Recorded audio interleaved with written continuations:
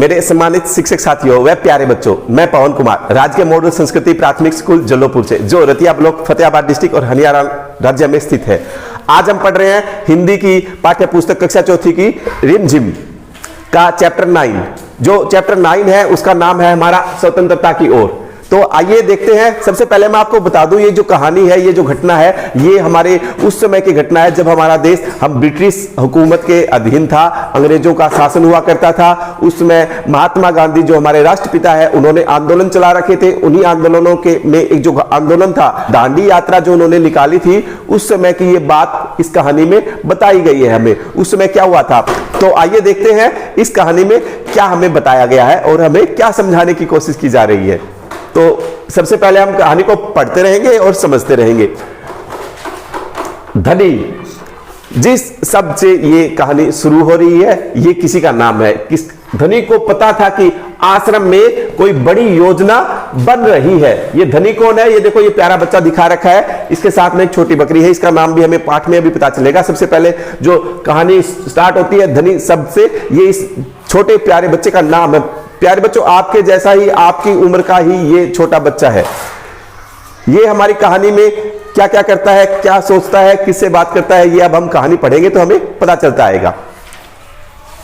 तो धनी जो आश्रम में रहता है, कोई योजना जो होती है, कोई प्लानिंग होती है, किसी काम को करने का तरीका पहले ही सोचना पड़ता है कि ये काम हम इस तरीके से करेंगे, वो एक योजना होती है। कोई योजना बन रही है पर उसे कोई कुछ नहीं बताता। अब धनी को कोई कुछ बता नहीं रहा। वे सब समझते हैं कि मैं 9 साल का हूं, इसलिए मैं बुद्धू हूं, पर मैं बुद्धू नहीं हूं। धनी मन ही मन बड़बड़ाया। तो प्यारे बच्चों, बुद्धू जब हम कह देते ना ये तो कोई किसी काम का नहीं है, ये तो कोई काम नहीं करे, ये तो बुद्धू है, मतलब उसको ज्यादा समझ नहीं है किसी चीज की। किसी बुद्धि का न होना बुद्धू, मतलब अकल का न होना बुद्धू शब्द उसके लिए उपयोग किया जाता है। अभी इसको तो कुछ समझ ही नहीं है। तो और उसके बाद बड़बड़ाना, धीरे धीरे मन ही मन में बोलना। जब हम किसी बात को अपने मन ही मन में बोलते रहते हैं, किसी को स्पष्ट समझ भी नहीं आता, तो उसके लिए हम बड़बड़ाया शब्द को यूज करते हैं। तो कौन बड़बड़ा रहा था? धनी मन ही मन सोच रहा था कि मैं तो 9 साल का ही हूं, कोई योजना तो बना रहे हैं यहाँ पे, लेकिन मेरे को तो कोई कुछ बता ही नहीं रहा। आपके जैसे छोटा सा प्यारा बच्चा धनी ये बात सोच रहा था। प्यारे बच्चों, धनी और उसके माता पिता बड़ी खास जगह में रहते थे। खास मतलब विशेष, स्पेशल जगह वो रहते थे मम्मी पापा के साथ, अहमदाबाद के पास। कहां पर? ये जो अहमदाबाद है, ये एक बहुत बड़ी सिटी है, बहुत बड़ा शहर है। महात्मा गांधी जी के साबरमती आश्रम में, जो अहमदाबाद में है, साबरमती नदी के तट पर के नदी के किनारे पर एक आश्रम बना हुआ है। वहां कौन रहता है? महात्मा गांधी। और उसी में धनी और उसके मम्मी पापा भी रहते थे, जहां पूरे भारत से लोग रहने आते थे। पूरे इंडिया से, पूरे भारत से वहां पे कोई ना कोई रहने जाता था और उसी आश्रम में सभी रहते थे। गांधी जी की तरह वे सब भी भारत की स्वतंत्रता के लिए लड़ रहे थे, देश को आजाद कराने के लिए। किनसे? अंग्रेजों से, क्योंकि ब्रिटिश हुकूमत का उस समय राज होता था।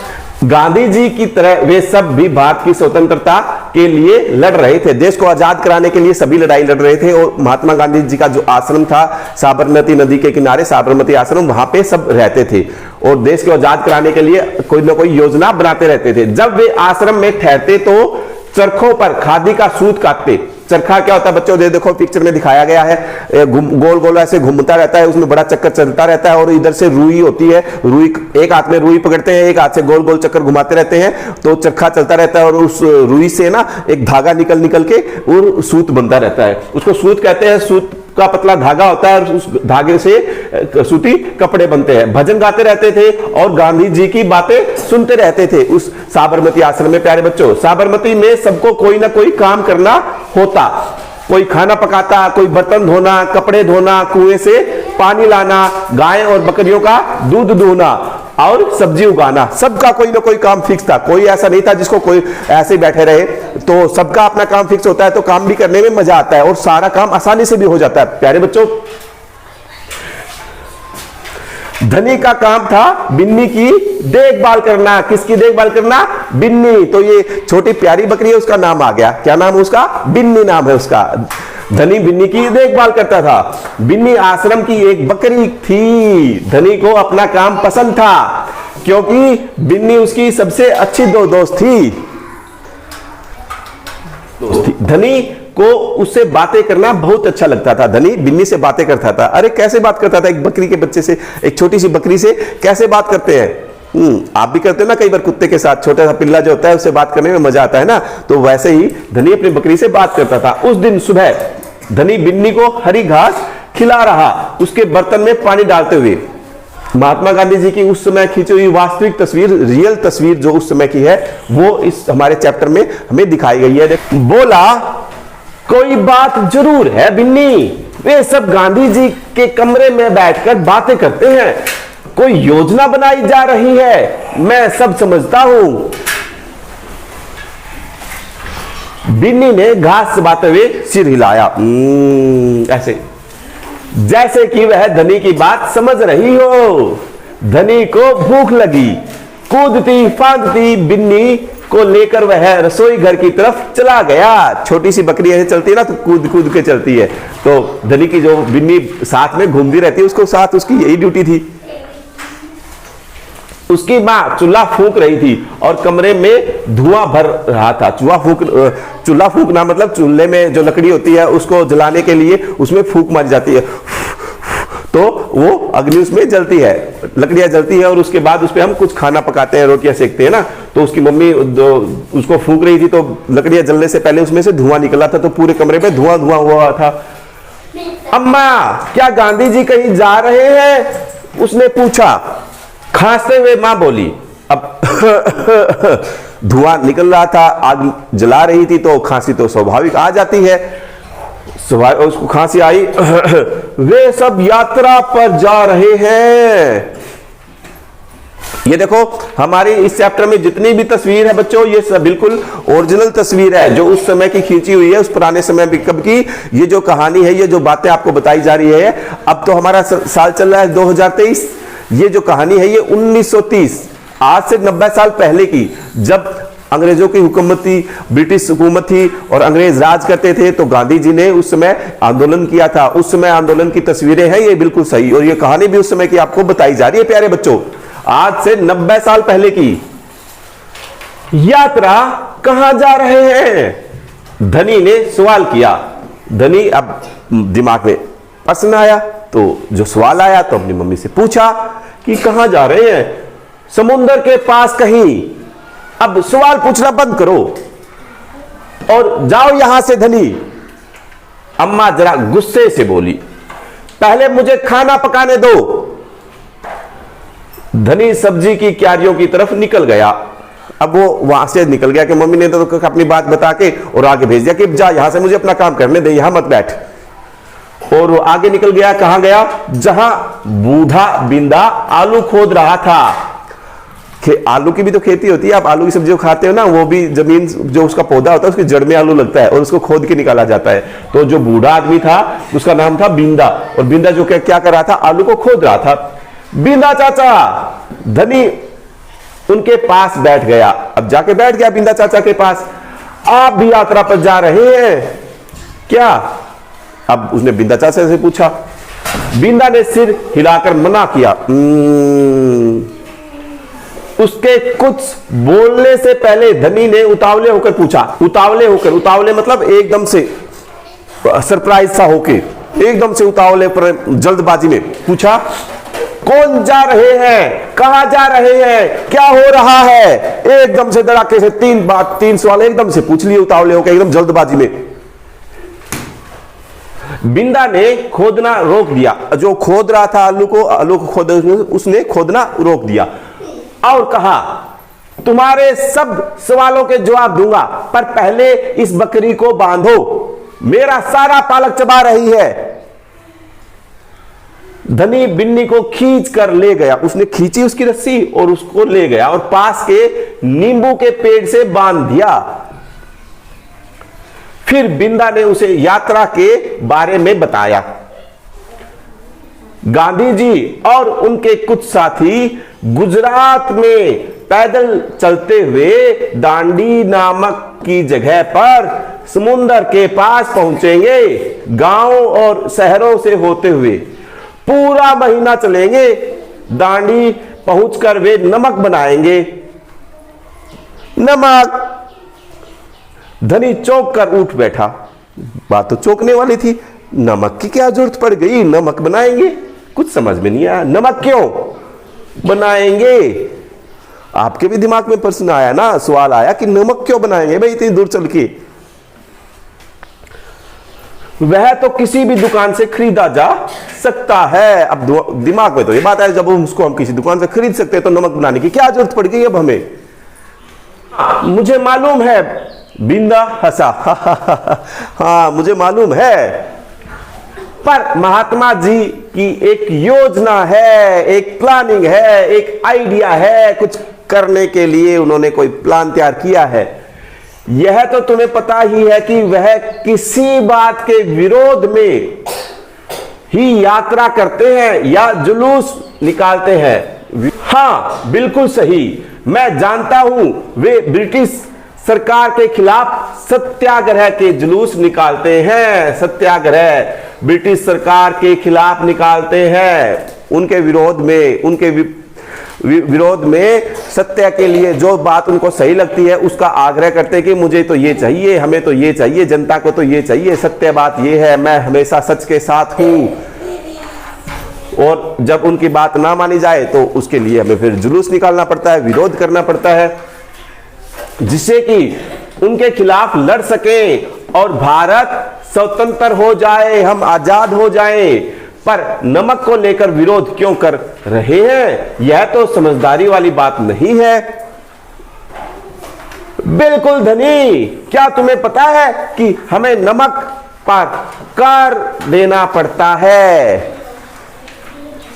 नमक के ऊपर हमें बहुत सारा कर मतलब टैक्स देना पड़ता है। प्यारे बच्चों, ब्रिटिश सरकार ने उस समय कानून बना दिया था, एक अधिकार कर लिया था कि नमक तो सिर्फ सरकार बनाएगी, ब्रिटिश सरकार वो भी उस समय की, और आपको वो पैसे में लेना पड़ेगा, और उसके ऊपर बहुत सारा टैक्स लगा दिया, मतलब बहुत ज्यादा कीमत बना दी उसकी।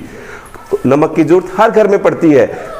अच्छा, धनी हैरान रह गया, एकदम से सरप्राइज हो जाना, हैरान हो रह गया उस चीज को। नमक की जरूरत सभी को है, इसका मतलब है कि हर भारतवासी जो भारत में रहता है, गरीब से गरीब भी यह कर देता है। बिंदा चाचा ने आगे समझाया कि हर किसी को देना पड़ेगा कर, तो टैक्स तो देना पड़ेगा, लेकिन यह तो सरासर अन्याय है। साफ एक तरफ से अब समझ में आ गया कि बात तो ये गलत हो रही है, हर भारतवासी को उस चीज के पैसे देने पड़ रहे हैं जो अभी तक बिल्कुल ही आसान थी। धनी की आंखों में गुस्सा था। अब धनी के जो आंखों में बात सुन के सारी बात सुनी तो उसको महसूस हुआ कि ये तो भारतवासियों हमारे साथ बहुत गलत किया जा रहा है, और उसकी आंखों में ये बात सुनते ही गुस्सा आ गया। प्यारे बच्चों, ये देखो, ये जो फोटो है इसमें ये गांधी जी है और साथ में उनके बाकी साथी जो उस समय दांडी यात्रा में शामिल थे। तो उस समय की ये बिल्कुल वास्तविक फोटो है, उस समय की खींची हुई, इतनी पुरानी, आज से 90 साल पहले की पुरानी फोटो ये हमारी किताब में जो है ये बिल्कुल रियल फोटो है। प्यारे बच्चों,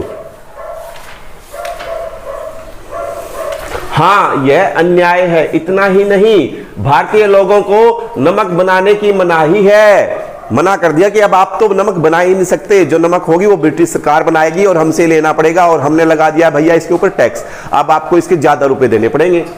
महात्मा जी ने ब्रिटिश सरकार को कर हटाने को कहा, पर उन्होंने यह बात ठुकरा दी, मतलब मना कर दिया, हम नहीं हटा रहे भाई, आपको जो लगे वो करो, हमने तो टैक्स लगा दिया है और आपको बनाने भी नहीं देंगे, ऐसा वो हमारे लिए बोल रहे थे। इसलिए उन्होंने निश्चय किया कि वे दांडी चलकर जाएंगे और समुद्र के पानी से नमक बनाएंगे। अब ये आंदोलन इसलिए किया जा रहा है, ये यात्रा इसलिए निकाली जा रही है। समझ में आया प्यारे बच्चों आपको? 1 महीने तक पैदल चलेंगे, पूरा महीना। 1 महीने में 30 दिन होते हैं, तो 30 दिन उनको पैदल चलना पड़ेगा, इतनी दूर जगह थी वो। धनी सोचकर परेशान हो रहा था, गांधी जी तो थक जाएंगे, वे दांडी बस या ट्रेन से क्यों नहीं जा सकते? अब इतनी दूर है तो बस से जाना चाहिए, इतनी दूर तो हम थक जाएंगे, कैसे चल पाएंगे? क्योंकि यदि वे इस लंबी यात्रा पर दांडी तक पैदल जाएंगे तो यह खबर फैलेगी, अखबारों में फोटो आएगा, अखबार में खबर छपेगी, फोटो आएगा, रेडियो पर रिपोर्ट आ जाएगी। जो उस समय प्यारे बच्चों, आजकल आपने एफएम सुना है ना, उस समय रेडियो होता था, छोटा सा रेडियो, उसी पे सारी खबरें आती थी। अखबार भी कम ही होते थे, रेडियो ज्यादा होते थे, रेडियो पे खबर प्रसारित की जाती थी, तो दूर दूर तक खबर जाएगी ना, और पूरी दुनिया के लोग यह जान जाएंगे कि हम अपनी स्वतंत्रता के लिए लड़ रहे हैं।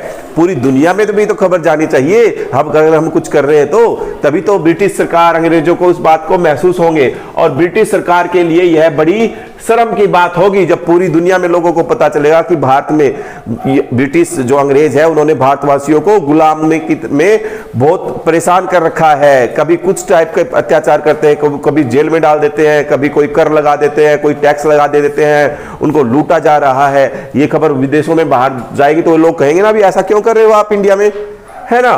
तो गांधी जी बड़े ही अकलमंद है ना। धनी की आंख चमकी, एकदम धनी की आंख चमकना मतलब एकदम खुश हो जाना, एकदम ये मुहावरा ही है बच्चों। तो ये बात सुनने के तो धनी को बहुत समझ आई, अरे गांधी जी कितने अकलमंद है, कितनी समझ है उनके अंदर। बिंदा ने हंसकर कहा, हाँ वह तो है ही। दोपहर को जब आश्रम में थोड़ी शांति छाई, धनी अपने पिता को ढूंढने निकला। वह एक पेड़ के नीचे बैठकर चरखा काट रहे थे। पिताजी, क्या मैं आप और अम्मा दांडी यात्रा पर जा रहे हैं? धनी ने सीधे काम की बात पूछ ली, सीधे ही पूछ लिया धड़ाक से, क्या आप और मम्मी जा रहे हैं क्या दांडी यात्रा पे? मैं जा रहा हूं, तुम और अम्मा यही रहेंगे। अम्मा मतलब मम्मी, तुम और मम्मी यही रहोगे, मैं जा रहा हूं, आपको कहीं नहीं जाना। मैं भी आपके साथ चल रहा हूं। बेकार की बात मत करो धनी, तुम इतना लंबा नहीं चल पाओगे, आश्रम के नौजवान ही जा रहे हैं। अब पापा ने तो मना कर दिया भाई कि जो नौजवान है, जो युवा है, साथी है, वो ही जा पाएंगे, बहुत लंबा चलना है, थक जाओगे, परेशान हो जाओगे, आपकी टांगें दर्द करने लग जाएगी, इतने लंबा नहीं चल सकते बच्चों आप। तो ये पापा ने कह दिया।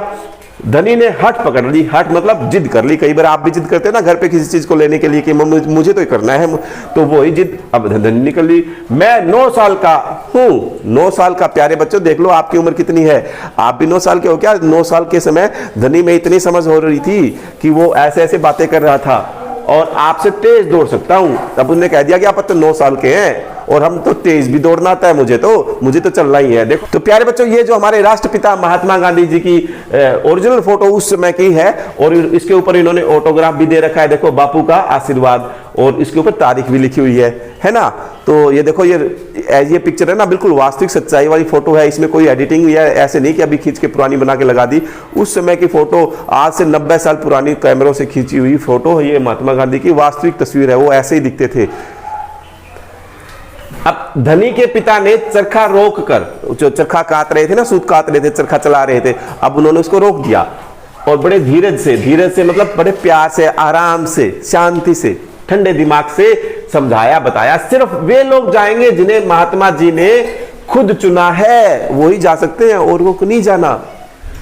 ठीक है, मैं उन्हीं से बात करूंगा, वह जरूर हाँ कहेंगे। धनी खड़े होकर बोला और वहां से चल दिया। मिल लेते हैं, गांधी जी से ही मिल लेते हैं, और वो तो हाँ ही कहेंगे, मैं उनसे ही बात कर लेता हूं। गांधी जी बड़े व्यस्त रहते थे, व्यस्त मतलब बिजी रहते थे, उनको बहुत सारा काम होता था, आश्रम में लोग आते जाते रहते थे, मिलते रहते थे, कोई योजना बना रहे थे, तो कहां समय मिल पाता है प्यारे बच्चों। तो उन्हें अकेले पकड़ पाना आसान नहीं था, वो अकेला मिलना चाहता था गांधी जी से, लेकिन अकेले मिलने का समय ही नहीं मिल पा रहा था। पर धनी को वह समय मालूम था जब उन्हें बात सुनने का समय होगा। रोज सुबह वह आश्रम में पैदल घूमते थे। ये समय तो धनी को समझ में आ गया, वो समय है, उस समय हो ना, सुबह सुबह पैदल घूमते हैं, वो समय बिल्कुल सही रहेगा, मैं तब जाके बात करता हूं। अगले दिन जैसे ही सूरज निकला, सूर्य देव जैसे ही आए सुबह सुबह प्रकाश लेके, रोशनी लेके, धनी बिस्तर छोड़कर गांधी जी को ढूंढने निकला। वे गौशाला जहां बहुत सारी हम गायें रखते हैं ना, जहां पर गायें इकट्ठी रहती है, उसे गौशाला कहते हैं प्यारे बच्चों। गौशाला में गायों को देख रहे थे। फिर वह सब्जी के बगीचे में मटर और बंद गोभी देखते हुए बिंदा से बात करने लगे। पहुंच गए वहां पे। धनी और बिन्नी लगातार उनके पीछे पीछे चल रहे थे। अंत में गांधी जी अपनी झोपड़ी की ओर चले। बरामदे में चरखे के पास बैठकर उन्होंने धनी को पुकारा, यहां आओ बेटा। धनी दौड़कर उनके पास पहुंचा। बिन्नी भी साथ में कूदती हुई आ गई। तुम्हारा क्या नाम है बेटा? धनी बापू। और यह तुम्हारी बकरी है? ये देखो बेटा प्यारे बच्चों, ये जो गांधी जी की तस्वीर है, मैं आपको बार बार बता रहा हूं, हमारे चैप्टर में जो भी तस्वीर यूज की गई है ये उस समय की बिल्कुल वास्तविक सच्ची तस्वीर है। गांधी जी ऐसे दिखते थे प्यारे बच्चों। जी हां, यह मेरी दोस्त बिन्नी है जिसका दूध आप रोज सुबह पीते हैं। धनी गर्व से मुस्कुराया। मैं इसकी देखभाल करता हूं। बहुत अच्छा, गांधी जी ने हाथ हिलाकर कहा। अब यह बताओ धनी कि तुम और बिन्नी सुबह से मेरे पीछे क्यों घूम रहे हो? मैं आपसे कुछ पूछना चाहता था। धनी थोड़ा घबराया। जब हमें कुछ बात पूछनी होती है, मम्मी पापा से भी पूछनी होती है तो थोड़ी घबराहट हो जाती है ना कि ये बात पूछूं, सर से भी पूछते हैं ना पूछे, तो वो थोड़ा सा घबराहट हो रही थी। क्या मैं आपके साथ डांडी चल सकता हूं? हिम्मत करके उसने कह ही डाला, बोल ही दिया। गांधी जी मुस्कुराए। तुम अभी छोटे हो बेटा, डांडी तो बहुत दूर है। सिर्फ तुम्हारे पिता ही जैसे नौजवान ही मेरे साथ चल पाएंगे। डांडी साबरमती आश्रम से बच्चों 300 किलोमीटर के आसपास थी। 300 किलोमीटर बहुत हो जाता है, बहुत दूर होता है। और पूरे महीने 30 दिन तक चलना था पैदल। छोटे बच्चे चल सकते हैं, आप चल सकते हो क्या? क्योंकि धनी भी तो आपके जैसे ही 9 साल का ही तो था। तो गांधी जी को ये बात समझ में आ गई और धनी जो है वो जिद कर रहा था, हट कर लिया उसने। तो अब गांधी जी ने कुछ अपने समझदारी का परिचय दिया और धनी को समझाया। कैसे समझाया हम देखते हैं। पर आप तो नौजवान नहीं हैं। धनी बोला, आप नहीं थक जाएंगे? अब धनी ये बात पूछ रहा है कि नौजवान तो आप भी नहीं है, आप भी तो बड़े बुजुर्ग हैं, आप भी तो थक सकते हैं। मैं बहुत अच्छे से चलता हूं, गांधी जी ने कहा। मैं भी बहुत अच्छे से चलता हूं। धनी भी अड़ गया। देखो प्यारे बच्चों, ये फोटो है, क्लिक की हुई उस समय की खींची हुई फोटो है, गांधी जी छोटे से बच्चे के साथ। हाँ ठीक बात है, कुछ सोचकर गांधी जी बोले, मगर एक समस्या है।